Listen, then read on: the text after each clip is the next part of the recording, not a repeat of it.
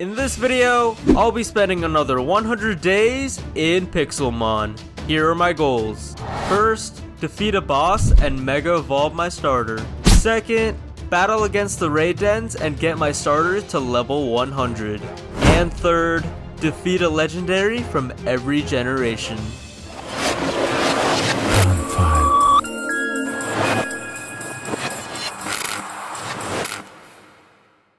Alright, the game has begun, and it's time to pick a starter. I have a feeling this challenge will be extremely hard, so I might as well make life easier by choosing this axolotl. Once I did, I then spawned near this forest, which seemed like the perfect place to start my journey. After chopping down some trees and making a few tools, I then went ahead to go explore this forest. I quickly came out of it though when I found this mysterious netherrack structure floating in the air. I decided to run past it and eventually found another odd structure that looked like some kind of abandoned mansion.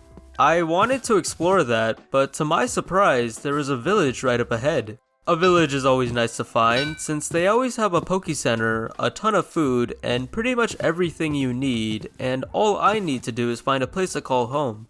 It was pretty hard to choose, but I decided that this archer tower would do for now. It could definitely use some work done inside, but that shouldn't be too much of a problem.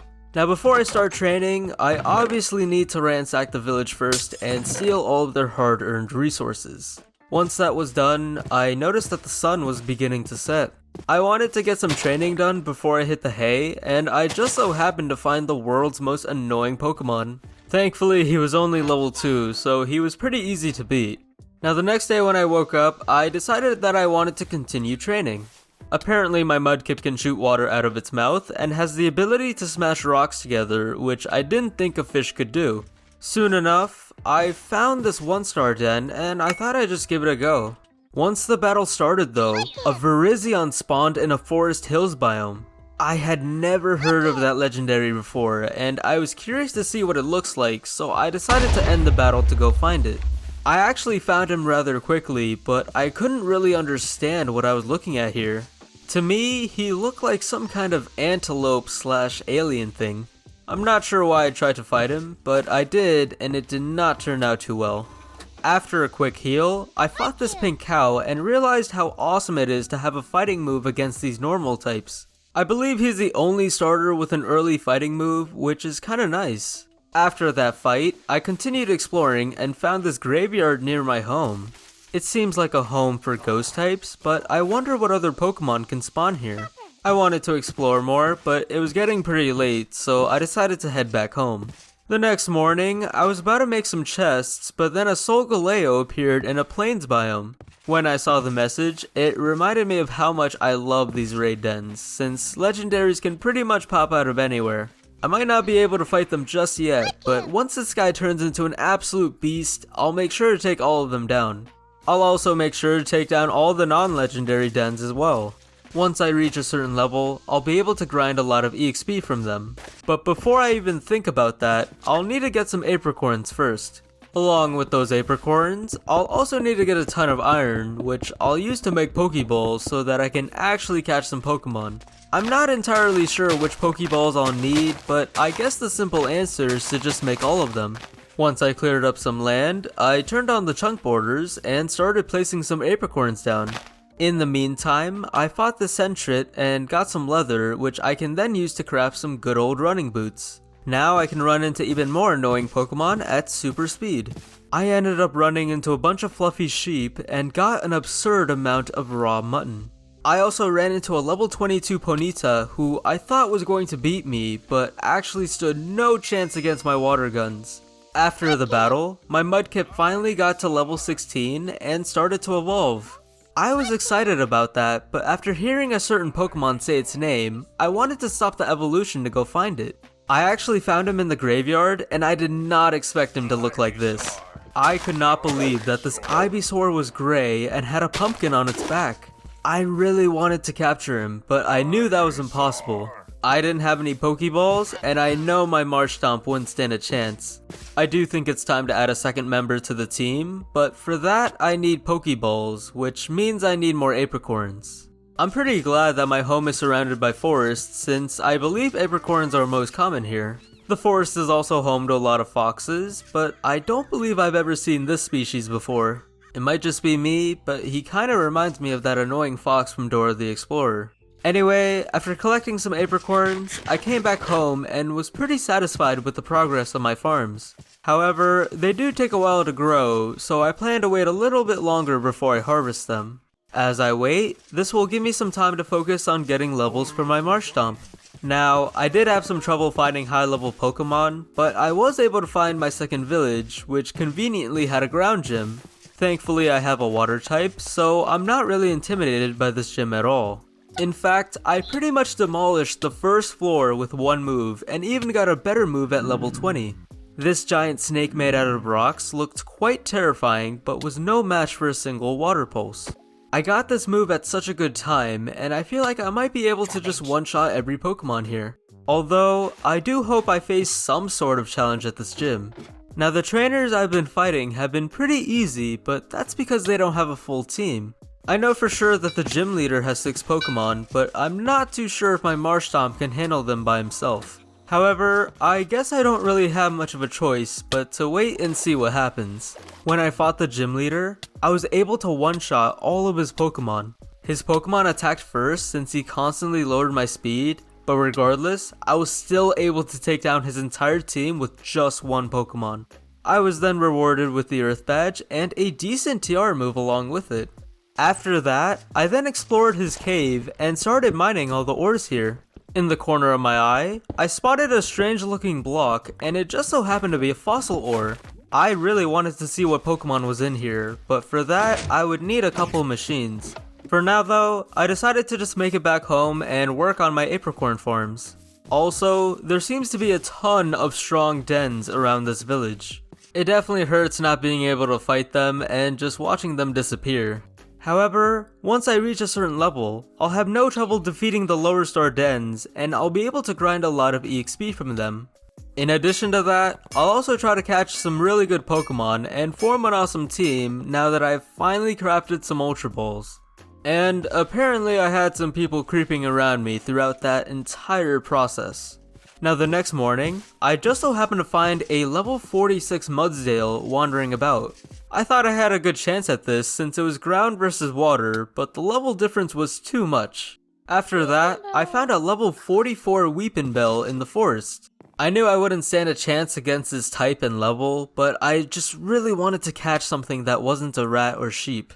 I then ran through the forest with the tall trees, but couldn't find anything special. That was until I ran into this Dedenne, a Pokemon I've never seen or heard of before. I threw a large heap of mud at his face, which apparently got him low enough to allow me to throw this ball at him so that I can trap him for the rest of eternity. When I took him out, I noticed this guy looked almost exactly like Pikachu, except he was a little chubbier. He's also the only electric/fairy type in the game, so I'm glad I was able to catch something special after all. I then decided to head back to that magical forest to find more special Pokemon, and surely enough, I found a Scorbunny den. The battle was going extremely well thanks to my water type, but then I got distracted when a Zacian spawned in a forest biome. That didn't stop me from beating the Scorbunny though, and once I defeated him, I got a bunch of rewards. I had really high hopes that I could catch him with an Ultra Ball, but sadly, the ball broke in two. It didn't take long for me to find the Zacian though, but then again, I'm not really sure why I get all excited about it since I can't really fight or catch it. However, seeing all these bosses, raid dens, and legendaries actually motivates me a ton. They constantly remind me of my goals and that I have a long road ahead of me, so I better start training. But first things first, I still want to catch another Pokemon. I left home for a little bit and decided to spend some time in the mountains. As I climbed up the mountains, I just so happened to find a random time-space altar. Not really sure why it's here, but I'm glad I have the cords in case I use it in the future. While on the mountain, I also found a level 42 Hakamoto. Fortunately for me, he didn't have any moves that actually did damage. However, he did have the move Protect, which made the battle last a lot longer than I anticipated. Once I paralyzed him, I thought now was a good time to try and catch him. Unfortunately, both of my Ultra Balls failed, and the only ball I had left was a Pokeball. I thought this was the end and that I wasted a bunch of time for no reason, but thankfully, the Pokeball was a success and I finally captured the armored dragon. After that, I actually found another dragon I wanted to catch, but I didn't have the balls to do it, and it was also level 61. At this point, I really wanted to head out and start training my team, but I also wanted to be prepared first. If there's one thing I've learned from Pokemon games, it's to never leave town without Pokeballs. Now I managed to make a ton of discs with the apricorns I harvested, but making them into actual balls would take a decade at this rate.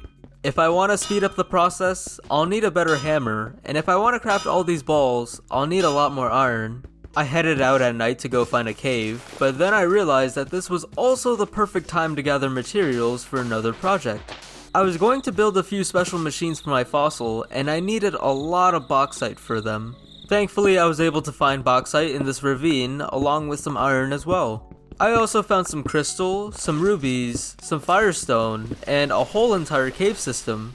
All of this was great and all, but what I really wanted to find were some diamonds, and I felt like I was getting close. I didn't find any here, but I did find a level 100 Lairon. I had no idea that was even possible, but I guess that's a thing now in the game. I got a little frustrated when he wiped out my Marshtomp, but after finally finding some diamonds, my day just got a whole lot better. If you ask me, I think finding a vein of diamonds is enough to make someone's day, but finding multiple veins of diamonds is probably enough to cure depression. Now after getting those diamonds, I decided to make a pickaxe so that I can get some obsidian. Once I had that, I had everything I needed and it was time to head out of the cave. When I made it back home, I crafted a diamond hammer, hammering down bases like there was no tomorrow, while this guy stared at me making me super uncomfortable. Even with the diamond hammer, it still took a long time to make all these lids, but at least it was 4 times faster than using the iron one. I may have almost destroyed this poor hammer, but at least I won't have to craft any balls for a while. Now just when I thought I was done abusing this poor tool, I actually needed it to smash some aluminum. Once I gathered all my materials, I had everything I needed for the fossil machines, and I would first start out with the fossil cleaner. This machine will help clean the debris off my fossil and reveal what Pokemon's inside. Next up is the fossil display, which is more or less just a decoration. If I ever find another fossil again, I can put it in here for display and for safekeeping. Now the more complicated machine is the actual fossil machine, which is made up of 4 parts. Once I'm done making all the parts, I'll be using the machine to extract the DNA from the clean fossil so that I can revive the Pokemon in there. I've held on to that fossil for quite some time now, and I can't wait to see what's inside. I went up the stairs of my Archer Tower and began placing down the machines here since it was a little crowded downstairs. I then grabbed my dirty fossil and placed it in the fossil cleaner to begin the process. Once it was all cleaned up, I picked it up, placed it in the fossil machine, and waited for the magic to happen. In the meantime, I trained my Marshtomp and even learned a good move. After that, I made it back home to find the cutest baby dinosaur sitting in my machine waiting for me to pick him up. I then took a look at my team and realized I had quite a strange lineup, but at least it's diverse with a lot of different types. Now besides recruiting members for my team, I also want to fight some bosses, and as soon as I walked towards this Venusaur boss, I somehow stumbled into a Bulbasaur who I didn't even see. I couldn't catch the Ivysaur back at the graveyard, but now that I have the balls, I wasn't going to let this opportunity go to waste. Once I got him low, I froze him up, and then threw an Ultra Ball, catching him on the first try. I can't believe I now have 2 starters on the team, and I really hope to catch some more. Now the team is looking pretty solid right now, but they're also very weak, and it's going to take a lot of time to train all of them. That's why for my last Pokemon, I want to catch something high level so that I don't have to spend time training them. Now the hard part was finding a high level Pokemon that I could actually beat, but luckily I was able to find a pretty easy 3-star den. I was a little discouraged once I saw a flopping fish in the party, but surprisingly, everything seemed to be going well. We somehow defeated the den without taking any damage, and I also received a ton of EXP boosters. Now the real question here is if I can actually catch this thing with a single Ultra Ball, and to my surprise, it was a success! With that, I now have a complete party, and I also have a level 50, which is pretty awesome. It's really nice having a high level Pokemon on the team, since all the trainers and wild Pokemon around me become high level too. This in turn makes training weaker Pokemon a whole lot easier. By using the switch out method, I was able to evolve Bulbasaur within a couple of minutes. Now in the middle of my training, I just so happened to find a move Relearner, which shocked me at first since they're pretty rare to find. Thanks to this old man, I can now teach my dragon an actual dragon move. I was also able to get Earthquake and Surf for Marshtomp and some decent moves for Zorora as well. To be honest, I thought you could only find this guy on Pixelmon servers, but I guess I was wrong. Moving on, if I want to speed up my training, I think it's best if I go to another biome, preferably a biome with a bunch of rock/ground types like this Rhyhorn. The savanna is good, but I feel like the desert is much better for my grass and water types. While I was here, I took on a level 50 Magmar, but as soon as the battle started, a Groudon spawned in the desert hills. I found him rather quickly, and I also found a village nearby, which was just what I needed. I'll definitely be using that Poke Center once this guy's done demolishing my team. On the bright side though, I did defeat Lord Helix, who was generous enough to give me an orb, a super rare drop. After a bit of training in the desert, I decided I wanted to head towards another biome. As soon as I got here, I found a Pokemon with a super skinny body, a big head, and a pair of horns. I don't think I've ever seen this Pokemon before, so he must be kind of rare. He is a dark/fairy type, which is something I don't see too often. Once I defeated him, I thought about putting him on my team, but I already have a dark type. I am looking to replace my Dedenne though, so if I can't find a better fairy type, I'll be sure to put him on the team.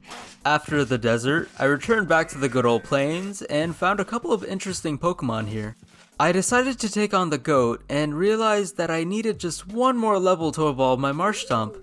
We've been through a lot together, and it's definitely hard to see him go through this change, but now it's time to turn him into the monster he truly is.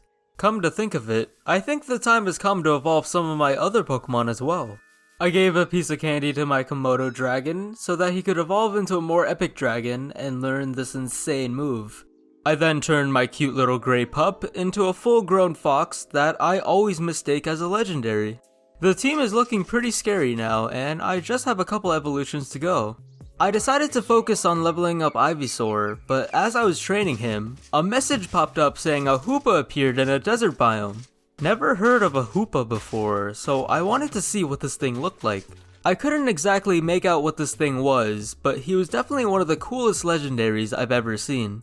Now during this battle, I realized I should have used my dark type against the psychic type, but then again, this is a 5-star raid den. Now if I want to fight these legendary dens, I'm going to have to put all my resources into one Pokemon, and I feel the best Pokemon for that would be my Swampert. Luckily for me, I was able to find a village with a fire gym, perfect for Swampert. The gym shouldn't take too long to beat, and hopefully I'll get a ton of levels out of this. Everything was good for the most part, until I got slapped with a Solar Beam. It's one of the few grass moves that can be taught to fire types, and it wiped out my Swampert during the gym leader battle. Thankfully, I still had my big bad wolf, who was more than capable of standing his ground. Once I beat his last Pokemon, I defeated the gym leader and got the heat badge. After the gym, I ran across the bridge that led to the sunflower field and a Shieldon den. It might be a 3-star den, but at least my Swampert's strong enough now to take them. Once I defeated the den, I received an EXP candy, which I gave to Ivysaur so that he could evolve. It may have taken an absurd amount of time to get this guy his levels, but at least it was all worth it in the end. Now all I need to do is evolve my little blue dinosaur, and once that's done, I'll have a fully evolved party. Now all of that is pretty important to me, but there's something else I completely forgot to do. As I was catching this Raboot, I realized that I didn't have a PC yet, and that I could really use one. I made a bunch of Pokeballs and was catching Pokemon throughout this whole time without even having access to them. I needed to get that done as soon as possible, but before I could, a Zacian spawned in the forest, which caught me completely off guard. The forest is by far the worst place a legendary could spawn because of all the tree coverage. I was really starting to panic and was beginning to think that he despawned at this point, but after a bit of searching, I finally found him. I wasn't able to catch him when I found him earlier, but now, things have changed. I actually have a team now, and a pretty strong one at that. He might be one of the strongest legendaries in the game, but he's not unstoppable. Once I got him low enough, I noticed that it was turn 11, so I thought I might as well use a timer ball. After a few jiggles, I caught the armored wolf, which I didn't expect to do with just one timer ball. I honestly thought I was going to sit here and waste every single one of my balls to catch him. Thankfully I didn't, but since I caught him, I'm going to need that PC now. The recipe asks for a redstone lamp, so it looks like I'll need to go to the nether first and get some glowstone. I don't believe I've actually been to the nether before in Pixelmon, so this should be exciting. However, I am extremely terrified of the underworld, so I don't plan on staying for too long. Once I made my handy dandy flint and steel, I lit this bad boy up and began warping to my doom. I then took a look around my environment and soon realized that there weren't any mobs here to hurt me, but there was a chance for me to get knocked into lava. Like I said before, the nether still scares me, so I'm looking to just get my glowstone and get out. It didn't take long to find some, and it also didn't take long to find a nether fortress. Would love to explore it, but I already got what I need. I was on my way to custom build my PC, but I wanted to level up my Amora first. It may have taken a strenuous amount of effort to train this guy considering I got him at level 1, but thankfully his evolved form makes up for it. And by that, I mean he just looks cooler, not that he's a better Pokemon.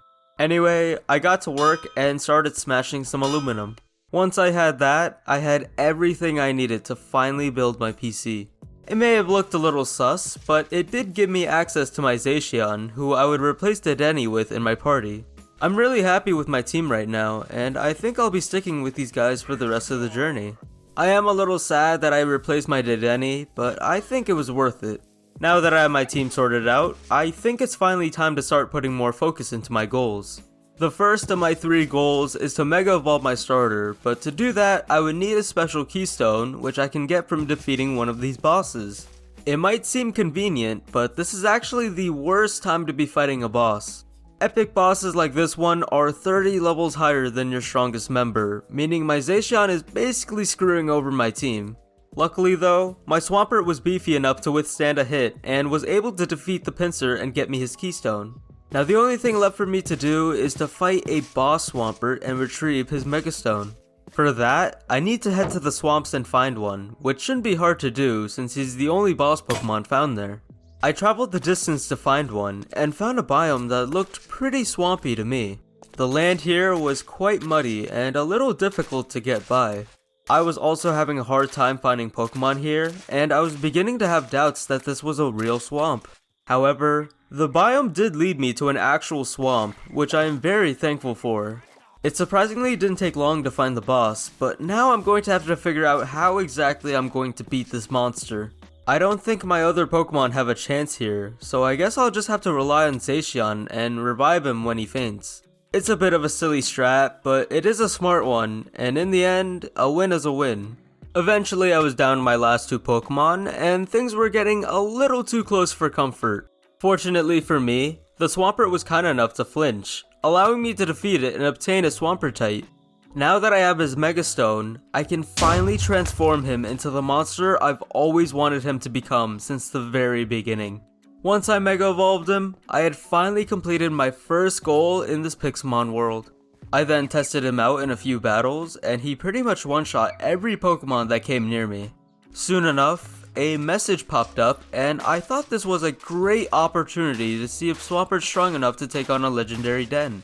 Unfortunately though, I was not given the option to Mega Evolve in this battle.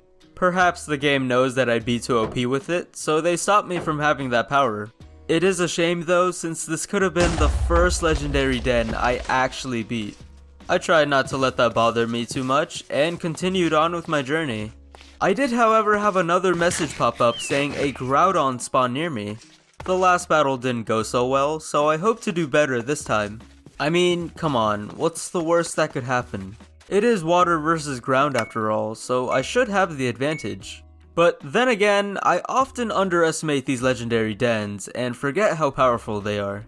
However, as I get my Swampert to level 100, fighting these dens will become much easier. The great thing about leveling up is that the other Pokemon in the raid level up as well, making them less and less useless than they already are. Now after all that nonsense, I came back to the Mesa and found something that grabbed my attention. I was excited to think that this was a shiny, but I noticed it didn't have those little stars around it. I did end up catching it and got a pretty in pink advancement, which is something I've never seen before. I was a little bummed out by that, but later in the day, I actually did find a shiny.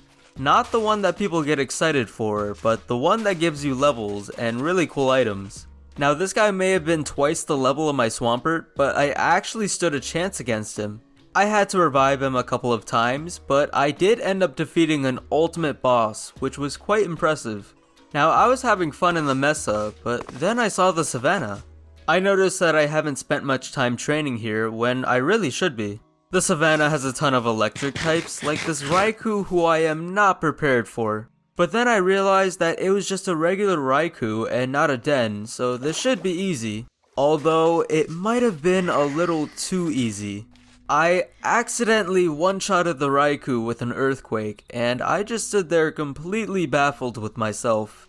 I guess I should have known better, but at least I'm one step closer to completing my third goal of defeating a legendary from every generation. I just defeated Gen 2, and I already defeated Gen 8 by catching Zacian. Moving on, I spent some time running around in the desert, and I just so happened to find a Magmatar den. While I was fighting him, a boss Groudon spawned, and I really hope I don't ever see him again, since this is like the third time I've seen him and I'm getting sick of it.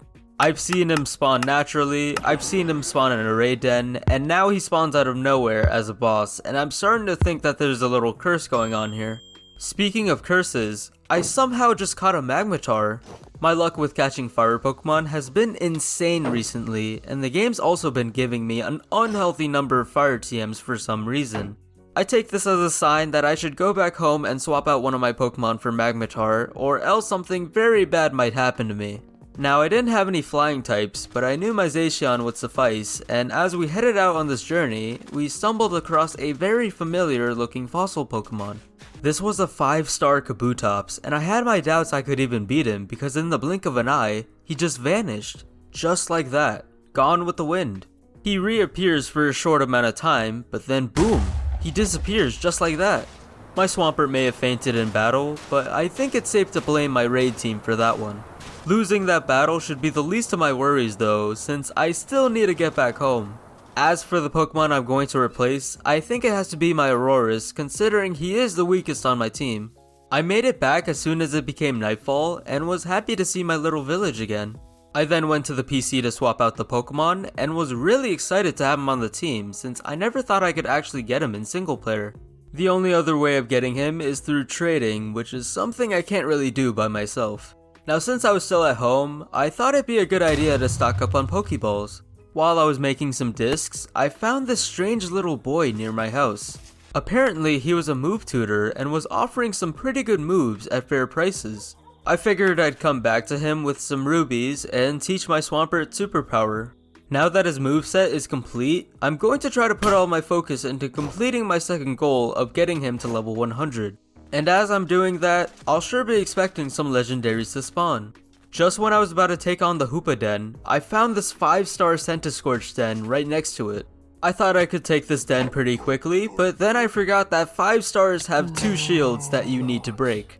I did defeat it though in a short amount of time, but I was also crossing my fingers hoping that the Hoopa didn't despawn.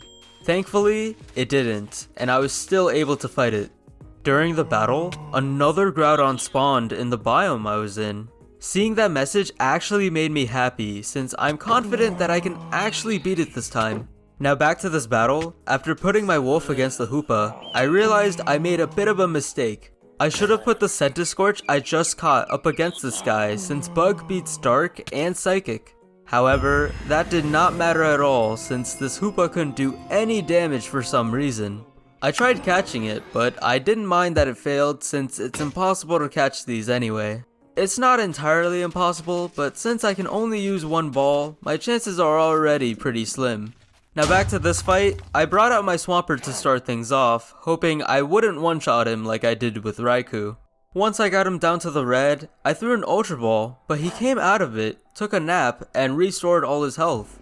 I knew that this guy would be an absolute pain to catch, so I thought I'd just wait until nightfall so that I can use some Dusk Balls on him. But after throwing multiple balls at him, I was just going to accept that this was not going to work. I got him low at times, but the problem was that I didn't have a Pokemon with False Swipe, a move that gets them down to 1 HP. The battle went on for about 15 minutes, and once Groudon ran out of moves, he used Struggle and fainted himself, leaving me with a bunch of rubies. It kinda sucked that I wasn't able to catch him, but at least I was able to defeat 2 legendaries back to back.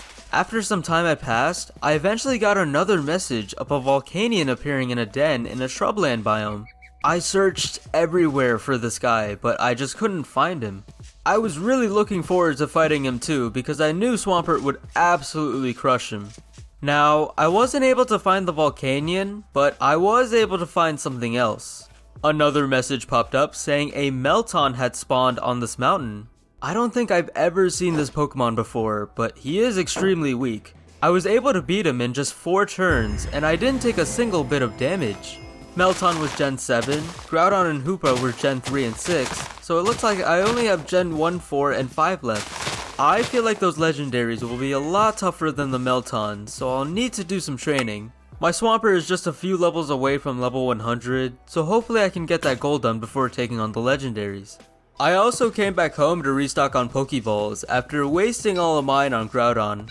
Once that was done, I then headed out to go find those legendaries. While I was running, I was thinking about which biome I wanted to find them in. I've been sticking to the desert and mesa biomes for a while now, so I think it's best if I change things up. I haven't been to any of the snowy biomes yet, so I think that's where I'll go first. Now, I don't actually know where those biomes are, so this might take some time. The journey is going to be rough, but at least there's plenty of dens around to keep me busy. When I got back to land, I ended up fighting a 5-star Umbreon den. Umbreon was a pretty weak opponent since the Pokemon in this battle were much higher in level than him. It's really all thanks to my level 99 Swampert, who's almost level 100. Now that I have the super high leveled Mega Evolving Mudfish, I really felt like I was unstoppable and that there wasn't a single legendary who could beat me. That was until I received this message in chat that would soon destroy all of my confidence. I was able to find the den pretty quickly, as well as this boss that randomly appeared out of nowhere. I then initiated the battle and realized this guy was also a flying type. I've never seen this legendary, so when I saw the name, I thought he was just an electric type. I had a ground move that didn't affect flying types, a rock move that was weak against flying types, a water move that was weak against electric, and a fighting move that was only good for a finishing blow. We did, however, make it to his second shield, but it was already turn 8 and I was starting to get worried. That didn't matter though, since he got his 4th kill and blew us out of the den.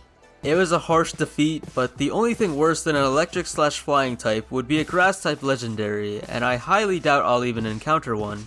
I was having a rough day after that fight, but the day got a little bit better when I found this wild Torterra in the forest. I don't think I've ever seen a fully evolved starter Pokemon in the wild, so this must be super rare. I obviously wanted to capture it, so I used a weaker Pokemon to get it low. As I come to think of it, I don't think I've used my Hakamoto at all throughout this journey, so I'm glad I could make some use out of him. Now back to the topic of finding the snow biomes, I still have no idea where the heck I'm going. I've been traveling for so long, and I think I've passed like 10 biomes so far. I even made it to the super flowery, super bushy type of biome, which is honestly one of the best biomes I've ever seen. Second best to this cherry blossom biome, which is by far the best biome I've ever seen. Now as time passed, I began to have doubts that I'd ever find the biome, and I was even thinking about heading back home. However, I soon became thrilled once I saw land covered in snow. I had finally made it to the snowy tundra, and I couldn't wait to see what I'd find here. I barely found any Pokemon, but I did find these cool mountains, and I also ended up finding a Magneton den, which is not something I'd expect to see in this biome.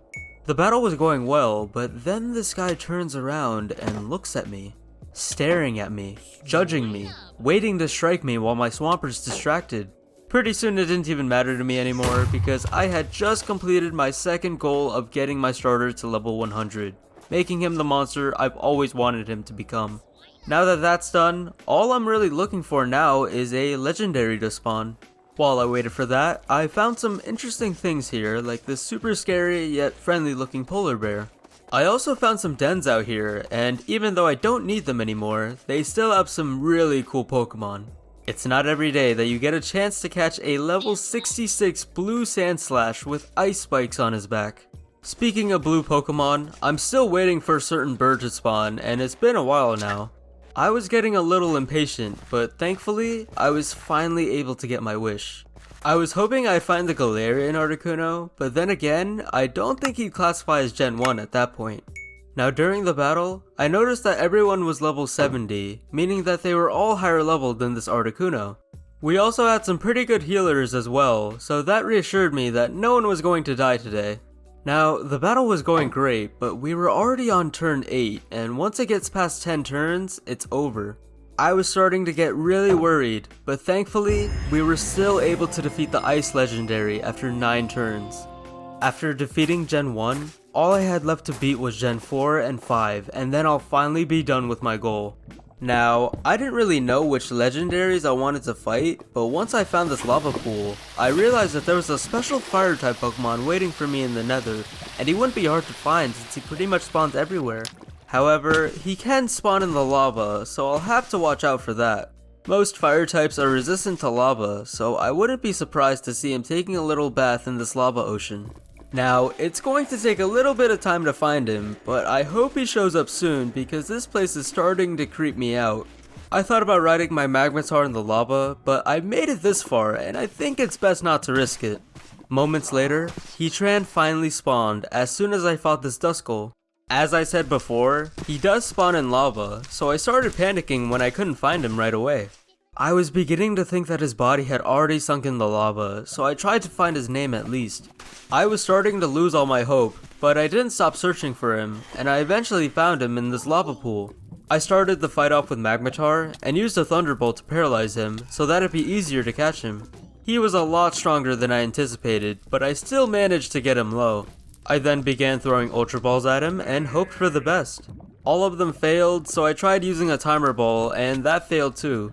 The only Pokemon left was my Swampert, and once he got burned, I knew it was over. I tried throwing as many balls as I could with the remaining time I had left, but they all failed. I was able to revive my Swampert, but he ended up getting burned again. It was at this point that I had no other options but to kill the Heatran and take what's left of him. It was a shame I couldn't catch him, but I did defeat a Gen 4, and all I have to do now is fight a Gen 5. I eventually made it back home to plan out my next move, but before that, I decided to talk to this girl first. She talked about a legendary that could be summoned from a shrine, and she needed 5 level balls from me in order to make a golden Pokeball. I was already going to restock on Ultra Balls after my fight with Heatran, so making a few level balls shouldn't hurt. I'm also interested in this mysterious shrine and the legendary that guards it. Now, as I was picking out apricorns, a Virizion spawned in a Forest Hills biome. I found him within seconds, and I also found out that he's a Gen 5 legendary, which is the last generation I need for my quest. I can't believe that the first legendary I found would be the last Pokemon I fight in this Pixelmon world.